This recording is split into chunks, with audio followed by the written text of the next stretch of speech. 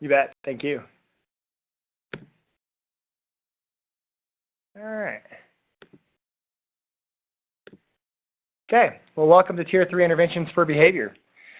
What we're going to do today is we're going to take everything that we've kind of learned in these previous webinars, and we're going to apply it to students who haven't been very successful with our Tier 1 and our Tier 2 interventions or our supports. And so my goal here would be to have a good overview of how you can intensify interventions to meet some of those kids with the most significant behavioral issues.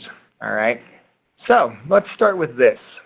Let's assume that our Tier 1 preventative programs are in place. Things like rules, routines, there's some token economies, and we're doing a good job. We're teaching those kids. And then there's some students who still need some additional support, and they're receiving Tier 2 behavioral interventions. Things like check-in, check-out, and social skills, mentoring, but there's still a few students who are struggling, and this seems to happen always. No matter how great we do with these other supports, there's always going to be a few students who are behaviorally struggling. So what are we going to do now? That's what we're going to talk about today. So the first thing I want to touch on is the notion of data-based individualization.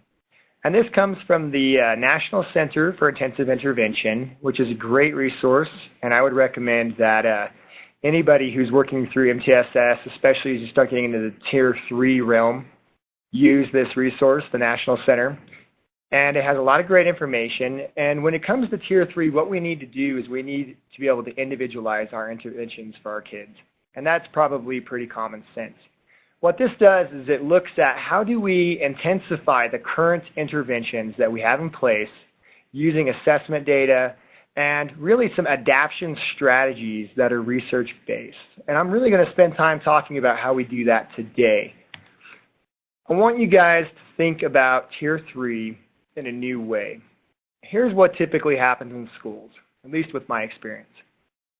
You have kids who are struggling, and they go into a Tier 2 intervention. And if those kids don't improve, you kind of scrap the intervention, and we try something completely new. And that may be appropriate in some cases, especially if the intervention that we had originally chosen shows to just not simply be the right intervention. But in most cases, that might be a little extreme. And what I would challenge us to do now is kind of come up with a new way to think about Tier 3.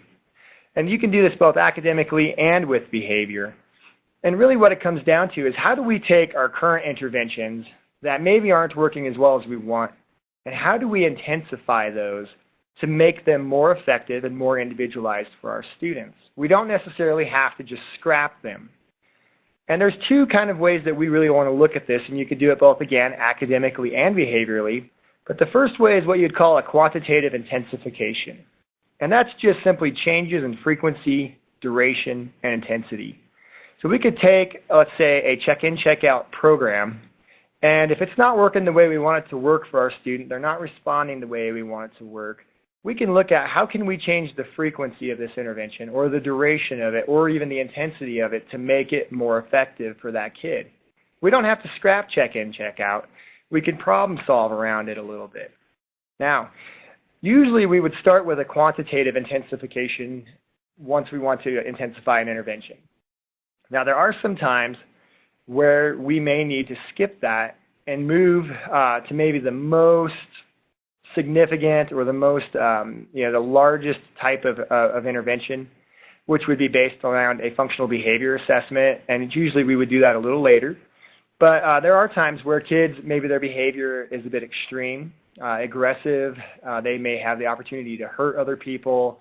And that would be a time where we'd say, you know what, I don't know if a quantitative change is really necessary. We need to jump straight to a functional behavior assessment so that we can get a real lockdown on this behavior.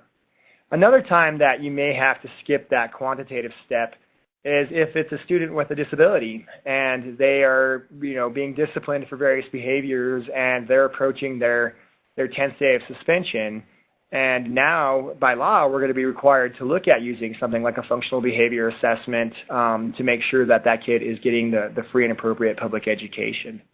But in general, once we have a Tier 2 intervention that's not working, the first step that we want to do as we move into Tier 3 is quantitatively intensify it. We want to look at, is it frequent enough? Is it long enough?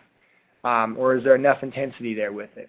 Now, if that proves to also be maybe not effective enough, then we can look at a qualitative intensification. And this is where a lot more assessment data really comes in. So I'm going to talk about two things today. The first one being what we would call function-based thinking, and I'll define that in a little bit, but it's really helping us hone in on why is a student behaving the way they are? What are the underlying causes? And how can we teach them some skills to replace that interfering or that problematic behavior? And then the second part of a qualitative intensification is a functional behavior assessment. And I am going to talk about a functional behavior assessment today in the sense of a comprehensive, pretty in-depth Tier 3 assessment, or an assessment for a Tier 3 intervention at the highest level. And I don't want this to be a presentation where I'm teaching how to do a functional behavior assessment, because the reality is there's entire degrees around applied behavior science, classes that last semesters long on how to conduct a functional behavior assessment, and that's not the purpose of this presentation. And I'll talk a little bit more about what the purpose is later on with that. So let's start with quantitative intensification. Now in academics, the first thing that we look at when we do a quantitative intensification of an intervention is we look at, are we providing this intervention enough? Is it being provided frequently enough? And the same thing can be applied in behavior. The other thing that we look at is, are we providing the intervention for a long enough amount of time? And that may mean that perhaps we're giving an intervention for just 20 minutes a day, and the reality is the kid may need 40 minutes a day to be more successful. Okay? That can also happen when we're talking about instruction, things like mentoring or social skills. Perhaps they need more than just a small amount of time a day or once a week. Now, the last thing I'm going to talk about is, usually when we talk about academics, it is how can we intensify the intervention. And usually what we look at is we say, a Tier 2 intervention in academics usually revolves around 2 to 7 kids working with an interventionist or a teacher in a small group. And then if we wanted to intensify that, what we could do is we could make that kind of a one-on-one type intervention where there's a interventionist and just a single student. Now, I didn't list that here for the behavior because really most of our Tier 2 interventions, such as like mentoring or check and check out, they're already one-on-one. However, the one that it is in a small group is social skills. But social skills are designed to be taught with the peers to be most effective in a small group. So it really wouldn't probably be a very good intensification to make that a one-on-one with an adult, because there's not really the practice for social skills. So we really just focus on frequency and duration when we look at quantitative for behavior. Now I do want to show kind of an example of how this could work. So let's say, let me get my cursor here. Let's say we have a student who is in a check-in, check-out program.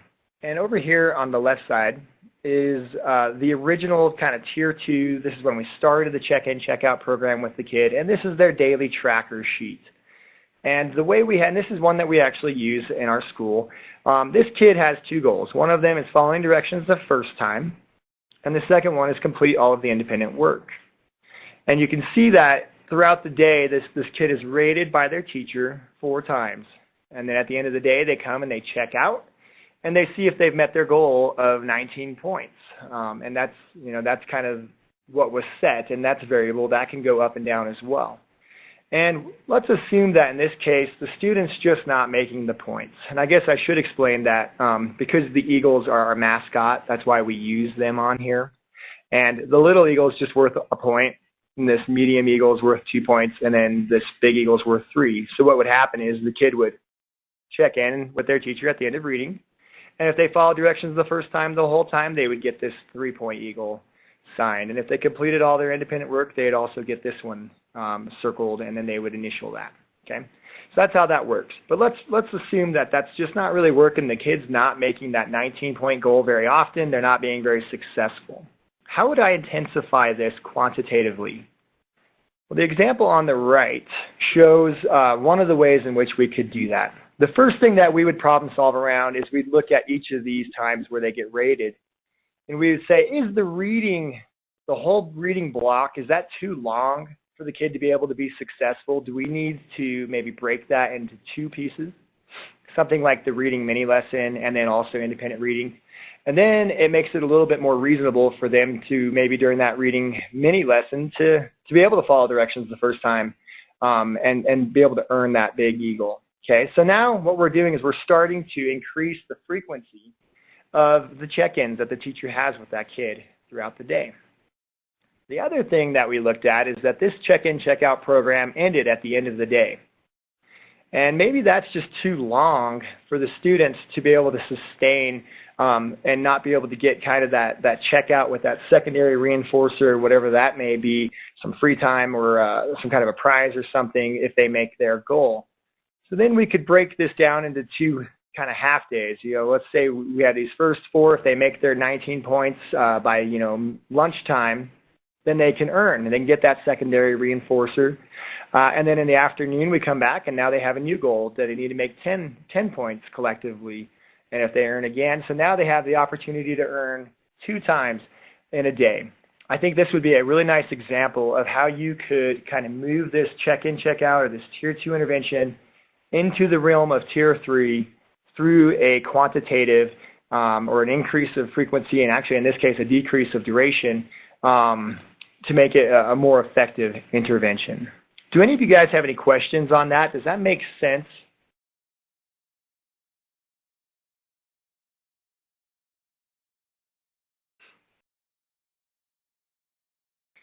Okay, let me show you guys some data then. So we're going to assume that this is our student. And what this is a check-in, check-out graph. And this red line here, or kind of orangish red line, that's the percentage of the points we want a kid to make on any given day. So I don't know how many points were available on that check-in, check-out sheet, but we wanted the kid to get 19, so we're going to assume that that's 70% of the total amount. Okay, so we want that kid to be consistently above or at this level. And you can see when we initially started the check-in, check-out, the student never actually made their goal even one time. So this is where we put in this new intervention, all right, this quantitative change. And then you can see as well, now granted, it's not as good as we'd like to see, but it's pretty obvious that the student has moved up and is doing a better job and that they are getting closer to meeting their goal.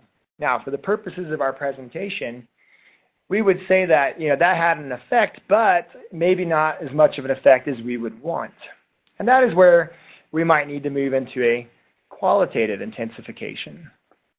And this is where we're going to start really kind of questioning, why is the kid behaving the way that they are?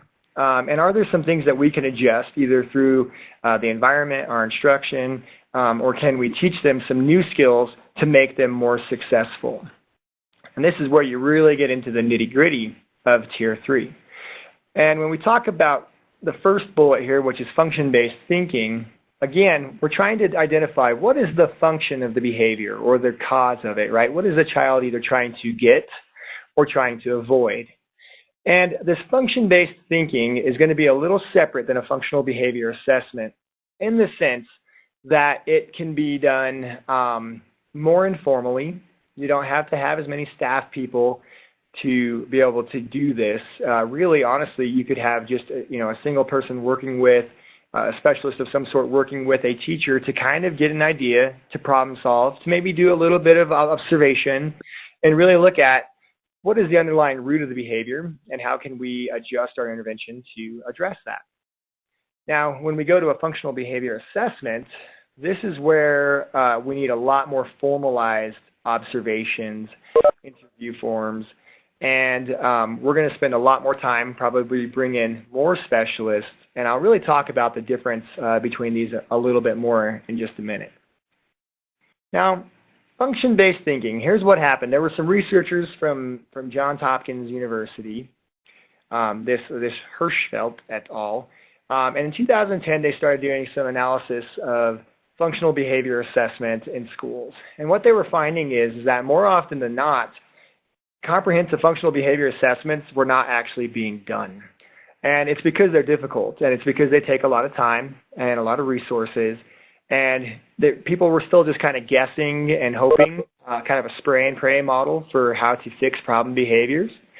So what they came up with was the idea of function-based thinking. They knew that it was difficult to do comprehensive functional behavior assessments, but it would be a lot easier to say, you know what, we can take some of those basic principles of a functional assessment and just use it in a more informal way, and maybe people would be more likely to use that in schools.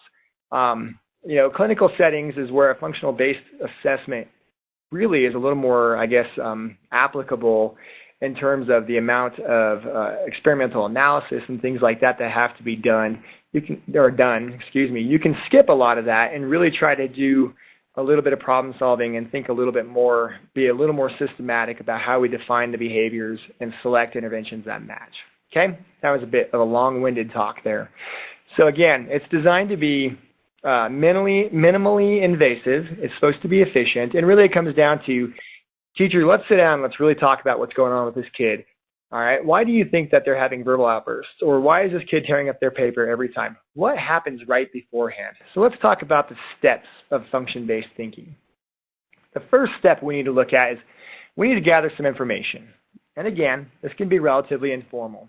But we do want to look at a couple things specifically. The first one is the antecedent, or what precipitates the behavior. All right, teacher, when the kid throws their pencil on the ground and stomps and yells and screams, what happened right before that? Oh, well, I gave the kid an assignment and said, please get started with your work, okay? So that we could assume that the antecedent then was that this kid received an assignment, all right? And they didn't want to do it probably, so they had this behavior. And that's the other thing that we have to look at is what is the actual behavior? What does it really look like? It can't just be the kid has a fit. We really want to talk about behavior in terms of what does that fit look like? What are they actually doing?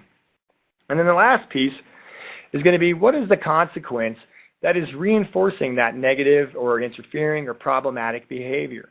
So for instance, if the kid is given a piece of paper and they tear it up and throw it on the ground and then we kick the kid out of class, that's the consequence. And in many cases, if it's an escape maintains type behavior, we have just reinforced that behavior because we've now allowed that kid to escape that task. Okay.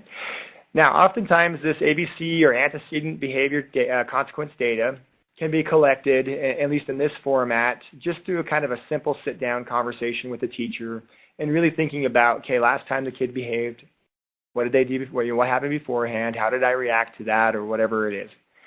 And then as well, we want to collect a little bit of baseline data. So we want to look at how many times is this kid having an outburst, or how long do these outbursts last? And we really want to do that for the sake of being able to change our intervention and then hopefully see that data or those outbursts or whatever they are decrease, okay? Then we want to develop a plan. So we want to hypothesize the function of the interfering behavior. Now, I already kind of did that. The kid gets a piece of paper, they rip it up, they throw it on the ground, they have a fit, we send them out of class. We can kind of reasonably assume that maybe the function of that is the kid didn't want to do that assignment, right? They are trying to escape that particular piece of work. All right, so then what we're going to do after we kind of determine that is, well, how can we have that kid potentially escape that task or part of that task in a more appropriate way? And this is kind of where the functional behavior assessments are a little more in depth, as we really try to do a little bit more analysis to determine an appropriate replacement behavior. But when we're talking about it as function-based thinking, I really want to say, you know what, let's just pick something and try it out. Let's see, this seems to fit. So for instance, maybe we could, as a replacement behavior for that kid tearing his paper up, say, you know what, I just want you to do the first 3 problems. We just give it to them and say, just do the first 3 problems. We've now chunked that up a little bit. And that what that does is that teaches that kid, I can just do it in small chunks. Or a better thing would be is to teach that kid to ask, to be able to just, can I start with just 3? Another replacement behavior we might want to look at is, can they ask for a break? And we want to teach them to ask for a break instead of just refusing to do that assignment altogether. Okay, is that making sense so far? Now, the last piece of it all is that we need to determine if that plan is working. So we want to continue to collect that frequency and that duration data to see, are the problem behaviors or the interfering behaviors, are they going down? And are the good behaviors, the pro-social behaviors that we're trying to teach them, are they getting better? Now, we could still integrate this into our check-in, check-out program that we started with way back in Tier 2. And the way we would do that is we would potentially change our goal on that check-in, check-out program to student asks for a break during these different times, right? That's our new goal. Oh, we saw them ask for a break. They get rated with a 3 on that. Okay, so we don't necessarily have to completely start from scratch, even though we're using this much more kind of in-depth analysis of what's going on. Everybody with me still? Sounds like we've got a few more people joining us. Does anybody have any questions about kind of this function-based thinking or this first step of qualitative intensification?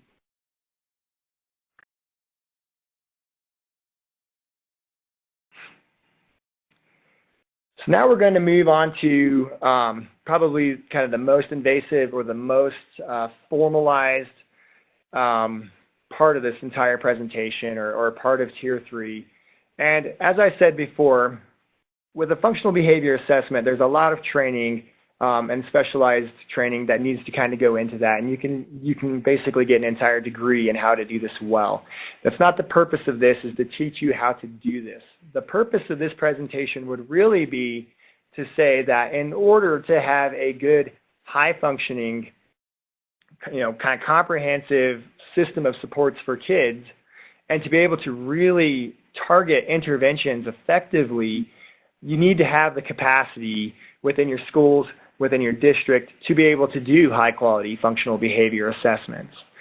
And as I said before, there are times where we will jump straight to a functional behavior assessment when a kid is exhibiting problematic behavior, because that behavior may be pretty extreme and people could become hurt.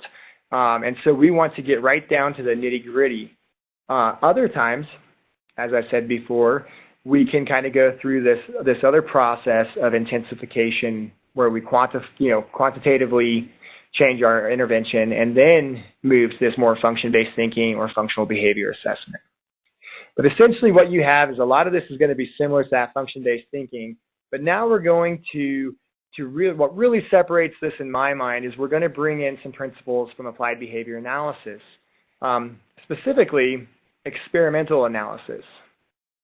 And I'm going to talk more about experimental analysis in a little bit, but I think it is worth mentioning that you do run some risks ethically with experimental analysis, because you're trying to set up different situations where you will elicit a behavior. And if that behavior is one that could be potentially dangerous, such as physical aggression, you need to be prepared to deal with that. But we'll get to that in a minute. So let's start with functions of behavior. We talked a little bit about this, but I think most people would say that the 4 main functions of behavior are kind of down here.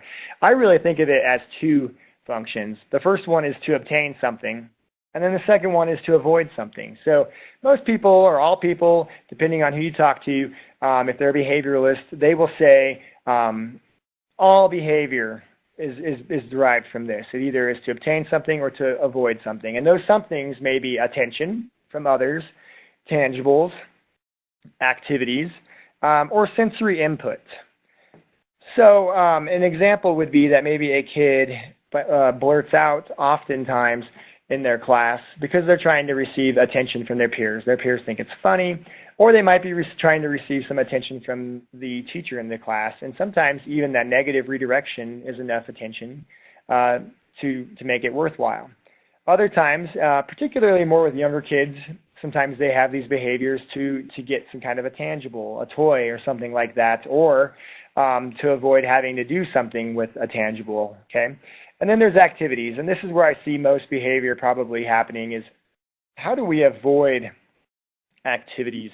Lots and lots of things like non-compliance and usually leads to physical aggression and things like that stem from an avoidance of wanting to do a particular task in school, especially if it's a difficult task or a non-preferred task. Okay? But sometimes they also demonstrate problematic behaviors to obtain activities. And then the last one, which is maybe the most difficult one in terms of finding replacement behaviors for, is students sometimes exhibit behaviors to either obtain some sensory input, such as hitting their head on a wall or biting their hand, or sometimes they exhibit behaviors to avoid certain sensory inputs, such as having a fit when the fire alarm goes off and they start throwing chairs around because that is so loud. And typically you'll see this more with our students who have like autism spectrum disorder, okay?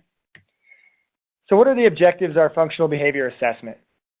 Well, I'm going to bring it down to 4 things to start with. Number 1, just like function-based thinking, we want to find out what is the true underlying function of interfering behavior.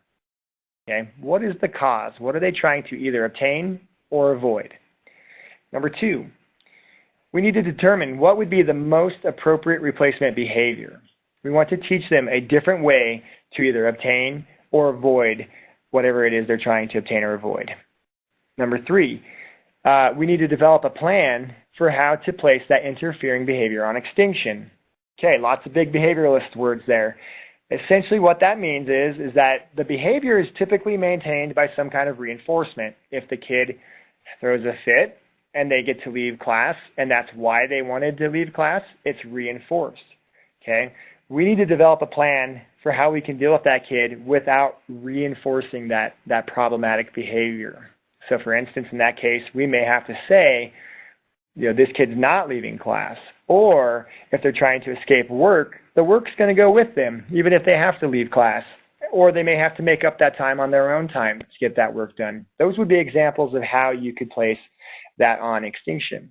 Another example for an attention-seeking behavior, let's assume a student is calling out, having lots of vocal outbursts to get attention. All right. Every time we give that child attention, be it positive or negative, it may very well be reinforcing their call-outs. So to place that on extinction, we would simply ignore it. We're no longer going to provide that reinforcement for the behavior. Okay. And then the 4th piece is develop a plan for how to teach and reinforce the replacement behavior. Right. So we want to not reinforce the problematic behavior, but we do want to teach and reinforce the replacement behavior. Now, there's lots and lots of steps when you conduct a functional behavior assessment, and as I said before, the biggest piece of this presentation, or the understanding of this, is that districts really do need to have, schools need to have the capacity to be able to do this. And oftentimes, school psychologists and many counselors are trained to do that. And anymore, special education teachers are becoming more and more trained on how to do this. And so it's important that we rely on those different individuals. Also, there's quite a few districts who have the luxury to either have access to or have hired within their district a behavioral specialist or a board-certified behavior analyst. And those are all professionals who could certainly help with this process of a functional behavior assessment. But if we're getting a kid to the Tier 3 level for behavior, again, we really need to be able to make sure that we have the capacity to do this and to do this well, to be able to conduct these functional behavior assessments. So here's our steps. I'm going to go through it pretty quick, but we need to be able to collect that ABC data. Now, if we've done some function-based thinking ahead of time, we probably have some of that antecedent behavior consequence data.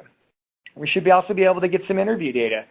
And interview data might simply be, interviewing a teacher to find out when the behavior is most likely to occur. Are there times when the kid comes to school and they seem like they're more predisposed to have that behavior?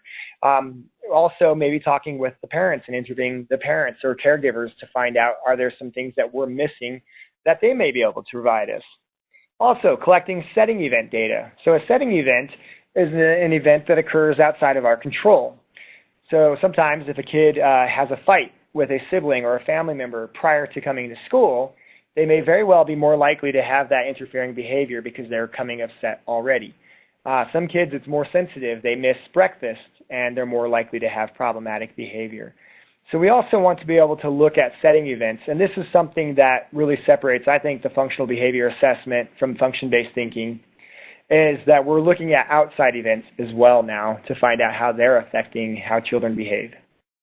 Also, just like everything else that we do, we really do want to collect that frequency and duration baseline data for the problematic behavior, And really, honestly, it might be good to, if we have an idea of what replacement behavior we want to see how often they're using that also. If they're asking for a break, or if they're raising a quiet hand instead of calling out. And more often than not, it's probably 0, because they're using the interfering behavior instead. Okay. Now, based on all that information we just collected, we want to develop a hypothesis of why the kid is exhibiting interfering behavior. Now, this is another area where a full-fledged functional behavior assessment differs from function-based thinking, is we also can conduct some experimental analysis. Now, this is a lot more tricky, and I'm going to try to give you guys maybe a little story here about how to explain this a little bit. But let's assume that we have a student who becomes physically aggressive every time they go to math class. Now, we want to know, is it the person that they're working with in math class that's causing that issue, or is it the actual math class that they don't like? Okay, so we have a hypothesis. It is either that they don't like working with that particular teacher, or maybe it's a paraprofessional or whomever it is in math, or it could be that they don't want to be in math. Okay, so those could be the functions of our behavior. Now we need to do a little bit of experimental analysis to figure out which one it is. The way that we would do that in a functional behavior assessment, and again, there are some ethical considerations to think of here when you talk about more significant behaviors like physical aggression, right? Because when we do these experiments, we're going to try to elicit that response to find out what's causing it. Okay, so just keep that in mind. But what we could do to test that is we could take a person who is preferred to that student and have them go to math class with that kid and see, does the kid exhibit some problematic behavior when they're with a preferred person? Okay. If the answer is yes, we can reasonably conclude that it's actually the math that they're trying to escape. All right. Another way that we could do this is we could take the non-preferred person and have them work with that student on a task that they actually enjoy. And if they still exhibit that problematic behavior, then we know that it's truly they don't want to be working with that person. Now, I hope that makes sense. I hope that makes it a little bit easier to understand. But I do think this is another way that we can really look at, in the highest level of how do we really understand what is the underlying cause of interfering behavior. And sometimes it's not real clear without an experimental analysis being put into place. Okay. Next step, we want to, again, place that interfering behavior on extinction. We want to stop reinforcing the negative behavior. If the kid is trying to escape their work, we need to make sure that they know that their work will go with them even if they leave class, and that they'll have to make up that work on their own time. Or if they're trying to be disruptive, that we're going to ignore those disruptions or potentially isolate them so that they are no longer able to provide those disruptions. Okay, so we need to put that on extinction. And then we need to find the best possible replacement behavior based on all of that analysis of all those different data points, including the experimental analysis and the ABC data, all that. We need to say what would be the best replacement behavior that we could teach this kid so that they could still maybe get the function. They could still escape maybe math for a little bit, but they can do it in an appropriate way versus an outburst or a physical aggression. Okay? And then we want to teach and reinforce that replacement behavior so that they're more likely to do it. The reality is, oftentimes it's pretty easy to use the interfering behavior, but what we want to try to do is make it more worthwhile for them to use an appropriate behavior. Okay? And then the last thing, just like with everything that we should be doing in an MTSS system, is we need to continue to look at our data, to collect that data, to see are these interventions working, especially when they get to this very individualized area at Tier 3. Now, I am going to show you, I created this plan, and all of the people on here are more or less fictional. In fact, I'm the student exhibiting the behaviors. This would be an example of a behavior plan that we use and kind of how we like to look at it based upon a functional behavior assessment. Okay, and I'm not going to go through this in a lot of detail, but one of the things I want to show you guys is that even though this process is pretty involved and it takes a lot of people, it doesn't have to be this 20-page document and then everybody has to try to figure out what the heck they're supposed to do. It can really be quite simple. The real work comes in identifying the correct functions and the correct replacement behaviors and how to best teach those. Okay, so let's talk about this a little bit. So I'm a 6th grade student. I'm fully integrated in the regular education environment. All right, I've been diagnosed with attention deficit hyperactivity disorder and a generalized anxiety disorder. All right, I have a lot of impulsive behaviors, including verbal outbursts and physical aggression with peers and adults. Okay, I've been sent to the office 15 times in the first half of the school year for physical aggression. My physical aggressions include hitting other people, especially at lunchtime, and then scratching, spitting on, and hitting adults during class. All those things are not fun. But those are real behaviors that truly do happen, right? So as part of my ABC analysis, I have my target behavior, which is aggression. And I defined that, right? Josh hits, scratches, and spits on peers and adults. That seems pretty easy. Now, in our functional assessment, it doesn't show that on here, but we did determine that if I don't get good sleep at night, I come to school more likely to beat up everybody. So one of the setting events would be that I don't get good sleep. So how could we kind of work on that? Well, let's help my family develop a more consistent bedtime routine for me so that I can sleep better and then hopefully come to school more predisposed to do a good job. Okay. Now, in general, one of the things we also found on our functional assessment is that almost all of my physical aggression, especially with adults, occurs during writing, especially independent writing. Okay, so that's another thing that we like to look at is when is it most likely to happen? Well, in general, one of the things that we can do is, especially during writing, is give some specific praise for any attempt to begin or complete my writing assignment, right? That's just a very general increase of positive feedback. Now, as we move down, let's see, increase the rate. Oh, yep, that's already on there. Now, replacement behaviors, right? So instead of being physically aggressive and getting sent out of class, what they should teach me how to do is request a break, okay? And, you know, I'm not real good at verbalizing things, and so they're giving me a break card, and they're saying all you need to do to ask for a break during your writing task is you just need to raise that up. If you get frustrated, you get upset, and you feel like you're going to have a physical aggression, raise that break card up, and you can go have a 10-minute break, okay? So if I ask for it, I'm going to get my 10-minute break away from the task, okay? Now, in terms of extinction, all right, I will be removed from the situation if I'm physically aggressive, but we want to make sure that that work comes with me. So if I have to go to the timeout room because that's where I'm going to be the safest, my work needs to come with me. And if I refuse to do that work in there, what's going to end up happening is I'm going to have to make up that lost class time or lost work, probably either during lunch or after school. Okay. Now, I did put on here that there could be an emergency intervention because I'm physically aggressive. They may have to put me in a seclusion procedure. Okay. And then the last thing I did talk about, there was another behavior that was a little less extreme, but that was blurting out. So I vocalized loud enough to be heard throughout the classroom. You know, how can they generally make that better? Well, they can give me some praise when I'm quiet and then ignore my outbursts, right? And then they can teach me, hey, if you want to say something, Josh, raise your hand, okay? And they're going to kind of guide me through that, practice that, maybe do some prompting, and then hopefully, as time goes on, if I want to make a comment or I want to get some attention, all I have to do is raise a quiet hand, and they'll call on me, and then I can do that, okay? So that would be an example of a pretty, you know, relatively simple behavior plan, but there's quite a bit of analysis and data gathering that needs to occur prior to that. So I hope that's helpful to help you guys kind of visualize this is the capacity that we really want to have at the tier 3 level when it comes to behavior. And it doesn't have to fall on one person, but we do really want to look at in our schools, are we able to do this process? Now, I do have a quick chart here that just talks about the differences between a functional behavior assessment and function-based thinking. Okay, and remember, if the behavior is not so extreme that we need to jump straight to a functional assessment, oftentimes we can get a good idea of why kids act the way they do just using some function-based thinking, right? So it's a quick, systematic way that helps us inform an effective support based on the function of behavior, right? It can be a great preliminary step to an extensive FBA because some of the data that we collect during this function-based thinking could later on be used in a full functional behavior assessment if need be, okay?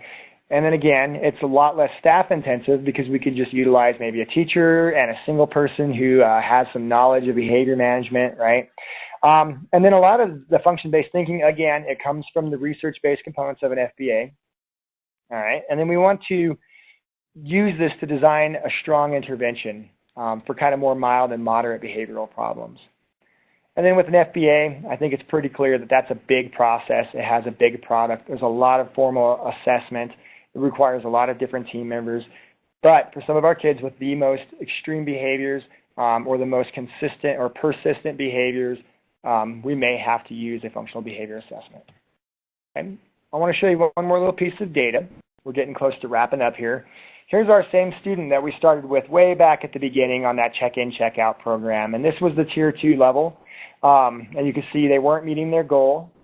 We did do a quantitative intensification. We made it so that they're being checked in on more often throughout the day, and they have 2 opportunities throughout the day to be able to earn that secondary reinforcer. That did have an effect. We're still not quite seeing what we want. And then we did a qualitative intensification. We used a little function-based thinking, and we determined that they're having a hard time following directions the first time because they want to get attention from the teacher. So we changed that to they may be able to raise their hand, to ask for help, to get attention, things like that, some kind of a different replacement behavior without a lot of in-depth assessment going on. And what we found is that since they've been able to do that, they've been able to meet their check-in, check-out goal or exceed it every single day. And this is the kind of quality of data that you'd really want to look at and be able to kind of show, oh yeah, we're right on the money here, okay? All the while, with this particular student, we never really did throw out that initial Tier 2 intervention. And like I said before, sometimes it is necessary to do that because it just doesn't align to what needs to happen. Okay, I've just got kind of 2 more things real quick I want to talk about. At the Tier 3 level with behavior, sometimes for us to really be able to elicit long-term, lasting effects, we need to bring in some other services. And again, we're talking about some of the kids who are the most extreme or the most aggressive or have the most behavioral difficulties that are just persistent. And we can environmentally engineer and we can teach some replacement behaviors and things like that. But sometimes there are other underlying things that we need to address. And so a couple other considerations that districts really should look at is, are there some outside services that we can rely on to help us out either with the families or with these students outside of our school that will hopefully carry over into a higher level of success in school? Some of them being psychological services outside the school. Occasionally we might need to look at medical or psychiatric evaluations. One of the big things that we can look at and try to help with is supports to alleviate those setting events. If a student is consistently hungry, do we need to look at how maybe we could help the family get some more food or set up some routines, or maybe we just even set it up so that when the kids get to school, they get breakfast right away, however that works. And then the last wraparound service we might want to look at is some parent training, because oftentimes kids who are having a lot of struggles at school at the Tier 3 level probably are also having a lot of struggles at home. And the more consistent our behavior plans are between the home and the school and all the providers, the better long-term success that we're ultimately going to get. Okay, a quick review, and then if you guys have any questions, please feel free to ask me. But here's a nutshell version of what we just talked about. And that was a lot of information.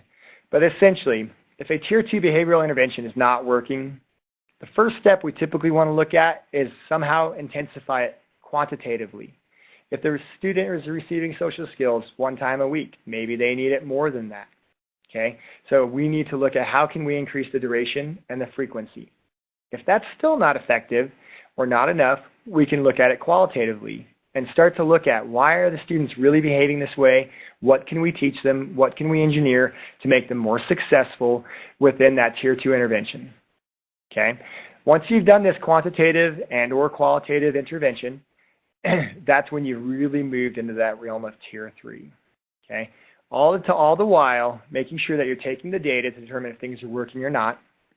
And then lastly, if needed, look at the wraparound supports from outside of school, especially for those students who are coming from the most extreme situations that have the most problematic behaviors and may not have the best home lives. Let's really look at how can we work with all the different supports to make sure that they're more successful in school. Okay, so that's it. That's the kind of the Tier 3 breakdown. So what I'm wondering is, I gave you guys a ton of information. Are there any questions that you guys have for me?